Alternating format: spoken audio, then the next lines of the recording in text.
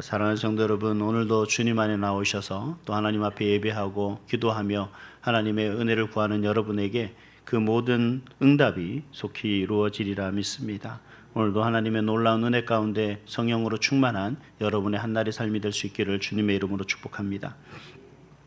참 신앙생활을 하면 할수록 우리에게 묘한 그 역설을 경험하게 되는 것 같습니다.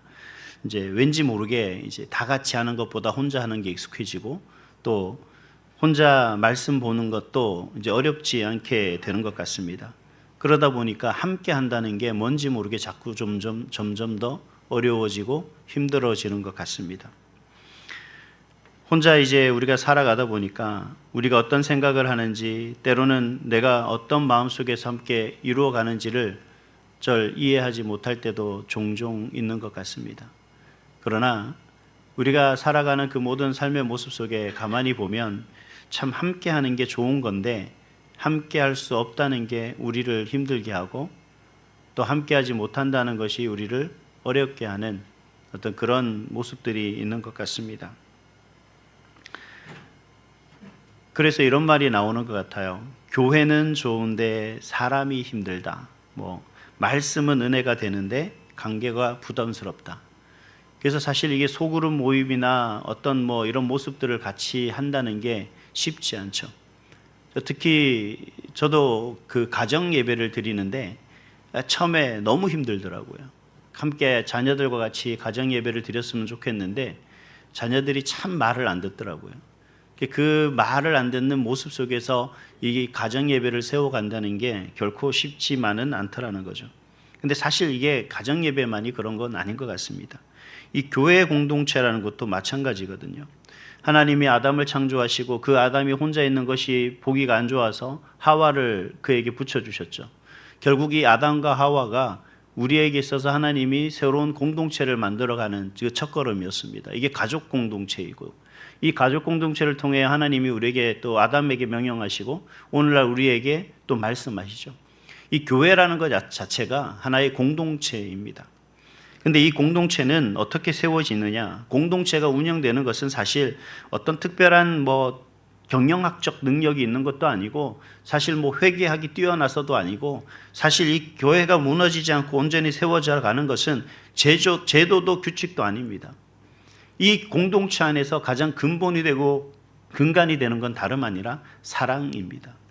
특별히 이 교회 공동체는 이 사랑이 없으면 공동체의 근간이 무너질 수밖에 없게 되는 것이 그것이 바로 이 사랑이라는 거죠.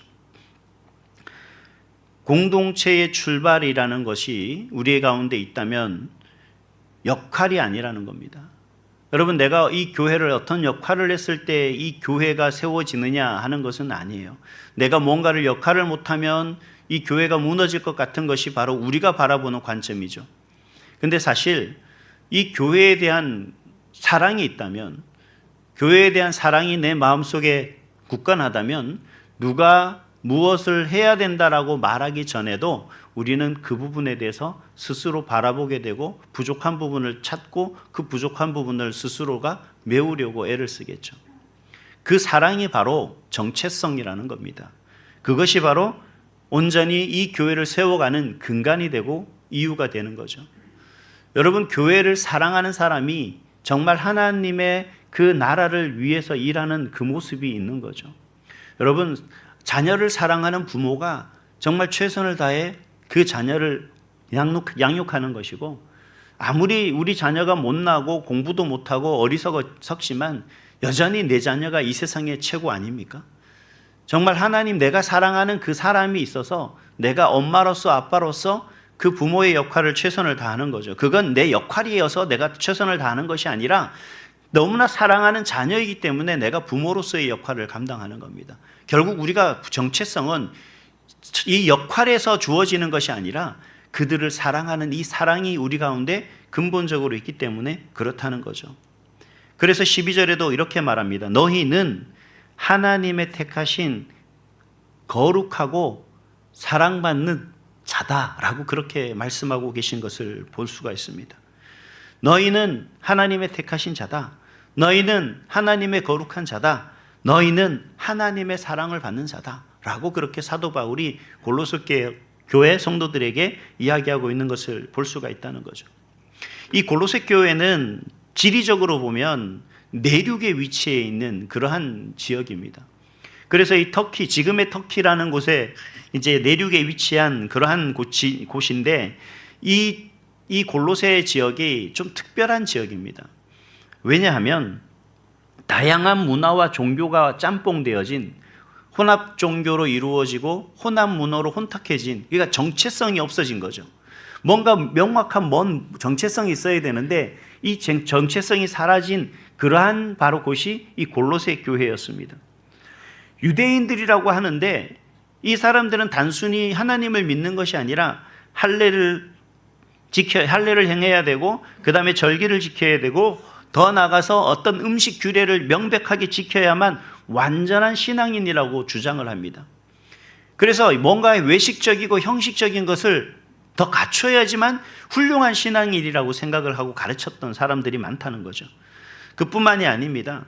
그러한 유대교를 뛰어넘어서 특별한 지식을 가진 사람만 더 높은 단계의 신앙을 이룬다라고 합니다. 그래서 거기에 영지주의라고 하는 그노시스 신앙이라고 하는 그런 신앙들이 등장하게 되는 거죠.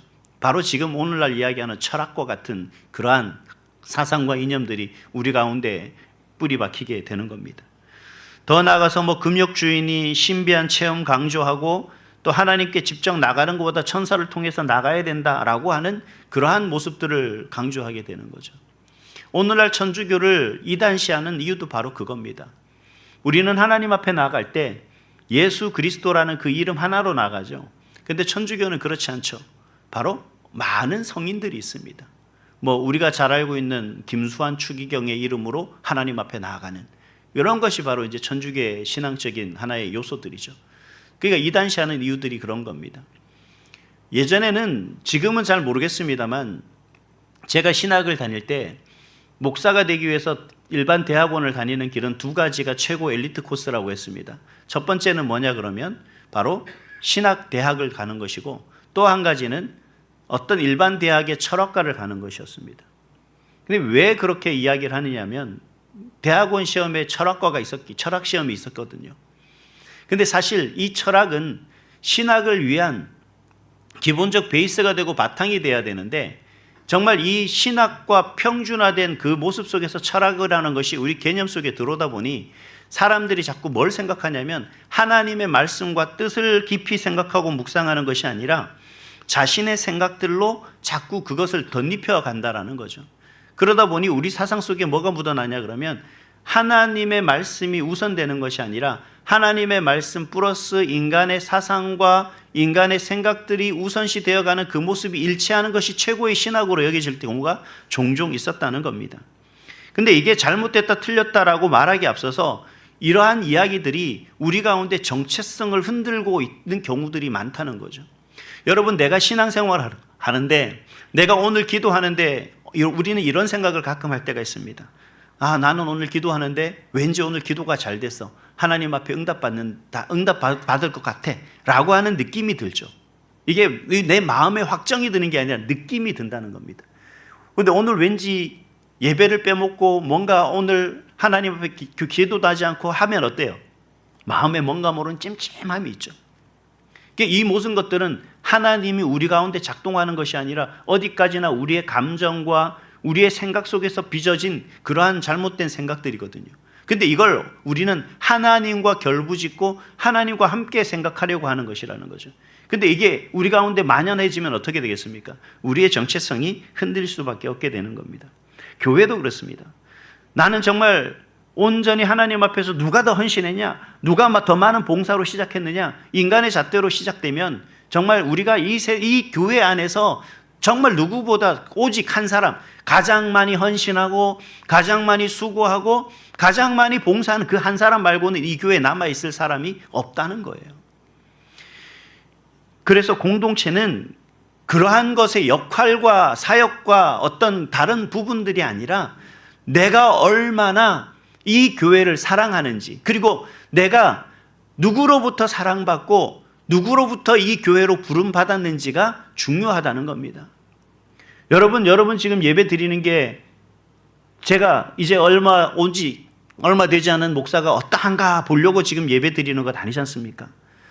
여기서 누가 서든 간에 이곳에서 말씀을 전하고 증거하는 목사가 중요한 것이 아니라 우리 교회에 함께 하시고 정말 나를 사랑하시고 나를 택하셔서 이 교회에 보내신 그 하나님을 믿기 때문에 저와 여러분이 이 자리에 있는 줄 믿습니다. 그리고 그런 하나님의 부름받은 저와 여러분이라는 사실이 곧 우리의 정체성이라는 거죠. 선일교회라고 하는 하나님께서 사랑하고 하나님께서 택한 하나님의 자녀들이 선일교회라는 공동체 속에 온전히 서 있는 각 한 사람 한 사람의 교회가 진정한 교회를 이루어가는 겁니다. 여러분, 우리 이곳에 우리가 그러한 마음이 있어야 돼요. 누가 교회를 더 사랑하느냐가 아니라 나는 하나님으로부터 사랑받고 나는 하나님의 교회에 부름받아서 나는 하나님의 교회를 너무나 사랑하는 사람으로 내가 하나님 앞에 정체성을 확립해야 된다는 거예요. 여러분, 이 사랑이 우리에게 얼마나 크고 귀한지를 우리가 보게 되는데, 우리가 잘 알고 있듯이 우리 창세기에 보면 요셉이라는 사람이 등장하지 않습니까? 억울하게 팔렸다가 결국 애굽의 총리가 돼서 다시 부모 형제를 만났던 그 요셉. 그 요셉의 입장에서 보면 그 형들이 얼마나 밉고 얼마나 원수 같았겠습니까? 그렇지만 요셉은 총리가 되었을 때 형들을 용서하죠. 그런데 그들 앞에서 뭐라고 이야기하냐면 하나님이 나와 함께 계신다라고 하는 정체성을 그는 보여줍니다. 이 보디발의 아내에게 유혹당했을 때도 바로 이 요셉은 그와 같은 정체성이 변하지 않았음을 보여주는 거죠. 또 더군다나 이 모든 상황 속에서 원수를 정말 외나무 다리에서 만났을 때 그 원수를 내치는 것이 아니라 그 원수까지도 사랑으로만이 세워져 가는 그 모습을 볼 수가 있습니다. 그래서 여러분, 요셉이 그 사랑이 결국 그 애굽이 이스라엘이라는 공동체를 그대로 유지할 수가 있었던 거죠. 만약에 이 요셉이 그 형들을 다 죽였다면 그 야곱의 자손들이 계속 이어져서 이스라엘 공동체를 이루을 수 있었을까요?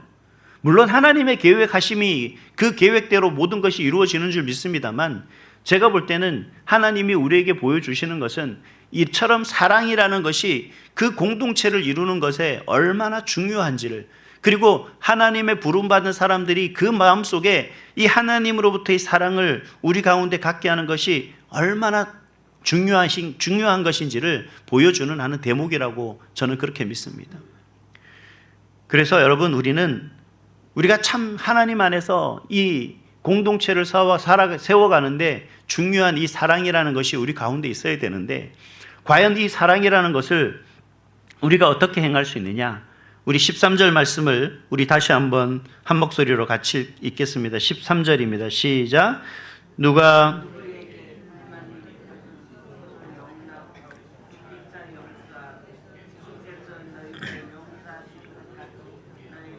그리하고. 아멘. 여러분, 이 말씀은 굉장히 현실적인 말씀입니다. 오늘 본문을 가만히 보면 사람이 누구나 불만이 있다라고 그렇게 얘기를 해요. 이 세상에 불만이 없는 사람은 없습니다. 저도 불만이 있습니다. 제가 어제 머리를 다듬으려고 갔는데 머리를 이렇게 만들어 놨더라고요. 그게 왜 불만이 없겠습니까? 아내가 저를 보고 깜짝 놀라는 겁니다. 저도 이 안경을 벗고 머리 이발을 다 하고 나서 안경을 쓰고 나니 참 왜 그렇게 못났는지 불만이 많더라고요. 근데 여러분, 불만은 생길 수밖에 없는 것 같습니다. 근데 그 불만은 그냥 버려두지 말라는 것이 바로 오늘 사도 바울의 가르침이에요. 불만을 그냥 버려두지 말고 어떻게 하라고요? 서로 용납하라는 겁니다. 공동체는 사실 상처가 생기기 마련입니다. 상처 없는 공동체는 없어요. 여러분, 아무리 사랑했던 아내 간에도 서로 상처가 생기지 않습니까? 정말 내 몸으로 낳은 자식인데 여러분, 자식들에게 상처를 안 받습니까? 정말 내가 이 녀석 어떻게 키웠는데, 내가 어떻게 정말 잘 세웠는데 정말 부모에게 저럴 수 있나 하는 배신감이 들 때가 많죠. 여러분은 안 들어, 저는 그렇습니다만. 그런데 어떻게 됩니까? 그런 상처가 있고, 근데 상처가 생기는 건 또 오해라는 것이 비롯되더라는 거죠. 근데 그 오해가 있어서 이 상처가 우리 가운데 지속되다 보면 결국 어떻게 돼요? 어긋나게 됩니다. 틀어지게 되고 결국 분열을 조장하게 됩니다. 그래서 사도 바울이 말하는 거예요. 서로 용납하여 주께서 너희를 용서하신 것 같이 너희도 그렇게 하라 라고 그렇게 이야기하고 있는 겁니다. 기분 좋을 때, 내가 마음이 정말 여유가 있을 때만이 아니라 어느제든지 항상 그렇게 하라라는 것이요. 이게 우리에게 뭐가 필요하냐? 결단이 필요한 겁니다. 근데 이 결단이 어디서 비롯되어지냐? 하나님이, 나는 하나님으로부터 사랑받은 자다. 근데 단순히 나만 하나님으로부터 사랑받은 게 아니라 내 앞에 있는 상대방도 내가 나에게 불만을 품는, 혹은 내가 그에 대해서 불만을 품는 그조차도 하나님의 사랑을 받는 대상이다 라고 하면 어떻게 됩니까? 결국 인정할 수밖에 없게 되는 거죠. 결국 용납할 수밖에 없게 되는 겁니다. 제가 결혼하기 전에 연애할 때는 몰랐습니다. 무조건이었었는데 결혼하고 나니까 이 무조건이라는 게 뭔가 이게 맞나? 이게 틀린가? 이런 생각이 들더라는 거죠. 근데 가만히 그러다 보니까 서로 이렇게 자꾸 마찰이 생기는 겁니다. 서로 맞지 않는 이야기도 하게 되고, 마음에 안 드는 모습들이 눈에 보이니까 잔소리도 하게 되고, 그것에 대해서 불만을 제기하기도 하고요. 근데 어느 순간 그런 생각이 듭니다. 내가 이 사람을 사랑했는데 막 이런 생각이 드는데, 가만히 생각하니까 이 사람이 나를 믿고 나와 결혼을 했을 때 어떤 생각을 했을까라고 하는 생각을 하니까 내가 함부로 그런 불만과 또 그런 것에 대해서 잔소리를 하면 안 되겠다는 생각이 들더라고요. 그래서 10%로 줄였습니다. 지금은 100%가 아니라 90%만 불만을 표출합니다. 최선을 다하고 있는 겁니다. 저도 10마디 할 것 9마디만 하고 마는 거죠. 이제 점점 줄여가야죠. 이제 8마디로 7마디로. 여러분, 우리가 그렇게 서로 용납하는 거고, 결국 그러다 보니 그 속에서 내가 사랑해야 되구나, 내가 사랑해야 될 대상이라는 것이 조금씩 인정하게 되니까 저도 모르게 조금씩 불만과 불평이 줄어들 수밖에 없게 된다는 거죠. 여러분, 우리가 신약 성경을 보면 예수님의 제자들이 많이 등장하지 않습니까? 예수님의 제자들이 그야말로 완벽하고 온전한 사람이었습니까? 아니었죠. 베드로는 충성스러웠습니다. 하지만 그는 성급했죠. 뿐만 아니라 제자 요한은 어땠어요? 불같은 성격이었고, 또 마태는 세리 출신이어서 사람들로부터 미움을 많이 받았던 사람들입니다. 뿐만 아니라 가룟 유다는 어땠습니까? 예수님의 제자임에도 끝내 공동체를 팔아버리는, 그러한 배신하는 그런 사람이었죠. 그런데 예수님은 그들을 하나하나 정죄하며 나갔습니까? 아니지 않습니까? 예수님은 완벽한 공동체를 만드신 것이 아니라 부족하고 연약하고 나름의 모나여서 다듬어야 될 부분이 있는 그 모든 사람을 온전히 용서와 기다림으로 그들이 서가기를 예수님께서는 원하고 바라셨던 거죠. 결국 그들은 시간과 때가 이르러서 그 역할과 그 사역을 잘 감당했던, 하나님으로부터 부름받아 하나님 앞에 귀하게 아름답게 쓰임받았던 그런 사람들이라는 겁니다. 여러분, 저와 여러분은 모양도 다르고 생긴 것도 다르고 성격도 다릅니다. 또 은사도 다릅니다. 근데 이것을 하나로 연결을 해야 되는데, 이게 무엇으로 저와 여러분이 공감대를 형성할 수 있겠습니까? 과연 연결할 수 있는 그 뭔가의 어떤 접점이 과연 무엇이라고 생각하십니까? 사실 잘 없어요. 사람들은 혈연, 지연, 학연 이런 것들 따지죠. 근데 제가 이렇게 많이 다녀보지만 저하고 동양인 사람들이 많지 않더라고요. 학교도 그러다 보니 저는 시골에서 공부하고 배우고 했으니까 전혀 모르죠. 근데 여러분, 저와 여러분들이 하나의 접점이, 아주 큰 접점이 있습니다. 그것은 뭐냐면 하나님으로부터 사랑받고, 하나님으로부터 부름받고, 하나님으로부터 택함받아 이 선일교회라는 이 공동체 속에 함께하게 됐다는 접점이라는 거죠. 그 사랑이 바로 저와 여러분의 접점이라는 겁니다. 그래서 그 사랑이라는 접점으로 인해서 우리가 함께 용서하고 용납하고 살아갈 수 있는 그런 저와 여러분, 정말 하나님의 영광을 나타낼 수 있는 그런 모습이 되어야 되는 줄 믿습니다. 우리 선일교회가 서로 용납하고 용서하고 사랑이 넘쳐나기를 주님의 이름으로 축복합니다. 그래서 바울은 공동체의 기준을 제시하는데 15절입니다. 그리스도의 평강이 너희 마음을 주장하게 하라. 너희는 평강을 위하여 한 몸으로 부름받았나니 라고 이야기를 하고 있습니다. 이게 중요한 것은, 그 기준은 뭐냐 하면 내 감정도 내 경험도 그 누구도 아니라는 겁니다. 바로 그리스도의 평강이다라고 그렇게 사도 바울이 정리하고 있는 것을 볼 수가 있습니다. 여기서 주장한다라는 말은 통치하다라는 뜻도 있지만 심판관, 심판석에 앉은 자라는 뜻입니다. 즉 우리의 심판관은 누구이고 우리의 심판자는 누구라는 거예요. 그리스도가 되도록 해야 된다라는 겁니다. 그랬을 때 뭐가 있다는 거죠? 진정한 평강이 있다라는 겁니다. 우리 공동체 안에서 우리가 어떤 결정을 하거나 또 어떤 무언가를 이야기할 때, 특히 내가 다른 사람들에게 불만이 있을 때 우리가 불만을 그대로 표출하는 것이 아니라 이 불만의 최종적인 판결권을 누구에게 주는 거예요? 예수님에게 맡기는 겁니다. 하나님에게 맡기는 거죠. 그래서 그 하나님이 우리에게 판단하도록 하시는 거죠. 그리고 나는 그 판단을 순종하게 하도록 하라는 겁니다. 그런데 쉽지만은 않죠. 하지만 사도 바울은 우리에게 그것을 권면하고 가르칩니다. 그렇게 하는 것이 뭐냐고요? 진정한 그리스도의 평강이다라고 그렇게 이야기를 하고 있는 것을 볼 수가 있습니다. 우리가 창세기 13장에 아브라함과 그의 조카 롯이 나오는데, 우리가 그 아브라함과 조카 롯 속에서 아브라함이 하는 결정을 가만히 보면 참 재밌습니다. 왜냐하면 아브라함에게 있어서 조카 롯은 말 그대로 조카 롯인데, 이걸 이 시간에 지금 시간이 없으니까 그걸 충분히 설명할 기회는 나중에 있으리라고 믿습니다. 근데 아브라함이 조카 롯에게 먼저 선택할 수 있도록 합니다. 네가 좌하면 내가 우하고 네가 우하면 내가 좌하겠다. 네가 먼저 선택하면 내가 다른 편을 택하겠다. 근데 누가 보더라도 우리 같으면 내가 먼저 충분히 선택할 수 있는 그런 모습들이 있었음에도 불구하고 아브라함은 사실 순리대로 따라가는 모습을 볼 수가 있습니다. 근데 아브라함이 그렇게 양보할 수 있었던 이유가 뭐겠습니까? 바로 그의 마음속의 결정을 본인이 하는 것이 아니라, 본인의 생각과 경험으로 하는 것이 아니라, 본인의 지식으로 하는 것이 아니라 하나님의 평강에 맡겼다는 거죠. 그가 잘못된 방법과 방식으로 그 공동체를 세워가는 것이 옳지 않느냐를 본인이 생각하는 것이 아니라 하나님께서 원하시고 바라시는 방법으로 그 공동체를 세워가도록 하는 것이 바로 저와 여러분의 몫이었다라는 겁니다. 그래서 우리가 생각을 하다 보면 사람이 여러 가지 많은 생각을 하고 계획을 하지만 그 걸음을 인도하시는 분은 오직 여호와 하나님이시다 말씀하신 것 같이, 우리가 행하고 우리가 뭔가를 하려고 하면 결국 우리 뜻대로 이루어지지 않으면 우리는 불평과 불만과 상처를 갖게 됩니다.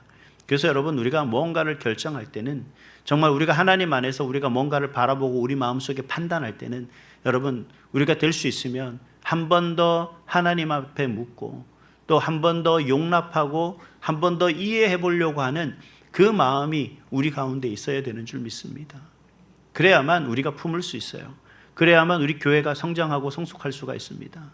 누가 오든 그 사람을 바라보고 품고 그 사람을 이해하려고 했을 때 교회가 성장하고 성숙하는 비결이 되는 거죠. 우리도 서로 이해하지 않고 서로 용납하지 않는데 새로 들어오는 누군가를 어떻게 우리가 이해할 수 있고 용납할 수가 있습니까? 또 우리 안에서 여러 가지 불만과 불평들이 여전히 팽배한데 그 모든 것들을 우리가 품고 서로 용납하지 않으며 우리가 함께하지 못하는데 우리가 어떻게 같은 곳을 바라보며 같은 목적을 위해서 함께 손을 잡고 나갈 수가 있겠습니까? 사랑하는 성도 여러분, 공동체를 세우는 기준은 바로 하나님의 사랑, 우리 마음에 그 사랑으로 가득 차여지는 것인 줄 믿습니다. 바라기는 저와 여러분들이 그런 하나님의 사랑으로 충만하여서 온전히 하나님 안에서 참된 우리 선일교회를 온전히 세워가는, 하나님께서 우리에게 주신 사명은 우리가 하나님의 사람으로서 이곳에서 오늘 우리에게 가르쳐 주신 이 말씀을 통하여 우리가 그 말씀대로 실천해서 우리 선일교회가 하나님이 그렇게 바라고 원하고 뜻하시는 교회로 온전히 세워가는 일에 저와 여러분을 쓰시고자 부르신 줄 믿습니다. 그 사명을 잘 감당하는 그런 저와 여러분이 될 수 있도록, 또 여러분 세워진 그 가정 공동체에 또 여러분 하나님의 사랑으로 그 가족 공동체를 잘 세워가는 그런 삶이 될 수 있기를 다시 한번 주님의 이름으로 축복합니다.